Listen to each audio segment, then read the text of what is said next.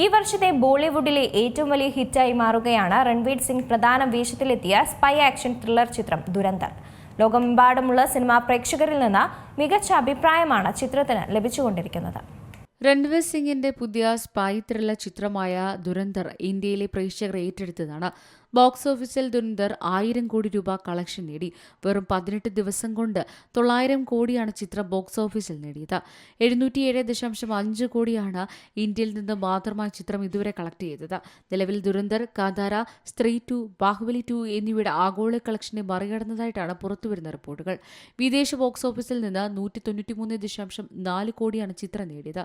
ആദിത്യധർ സംവിധാനം ചെയ്ത ദുരന്തർ ഡിസംബർ 5-നാണ് തിയേറ്ററുകളിലെത്തിയത്. പാകിസ്ഥാനിലെ ഓപ്പറേഷൻ ലിഹാരിയും ഇന്ത്യൻ ഇന്റലിജൻസിന്റെ പങ്കാളിത്തവും സംബന്ധിച്ച സംഭവങ്ങളെയാണ് സിനിമ പ്രചോദനമായത്. രൺവീർ സിംഗിനൊപ്പം സഞ്ജയ് ദത്ത്, അക്ഷയ് ഖന്ന, ആർ മാധവൻ, അർജുൻ രാംപാൽ എന്നിവരും ചിത്രത്തിൽ പ്രധാന വേഷത്തിലുണ്ട്. ജ്യോതി ദേശ്പാണ്ഡെയുടെ ജിയോ സ്റ്റുഡിയോസും ആദിത്യ ലോകേഷ് ധറിന്റെ B62 സ്റ്റുഡിയോസും ചേർന്നാണ് ചിത്രം നിർമ്മിച്ചിരിക്കുന്നത്.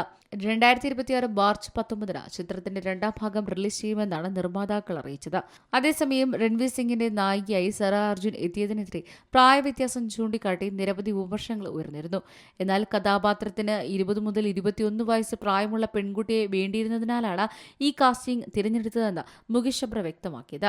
എല്ലാവരോടും വിശദീകരിക്കാൻ കഴിയില്ല. സിനിമയുടെ രണ്ടാം ഭാഗത്തിൽ ഈ കാസ്റ്റിംഗിന്റെ കാരണം വ്യക്തമാക്കുമെന്നും അദ്ദേഹം പറഞ്ഞിരുന്നു.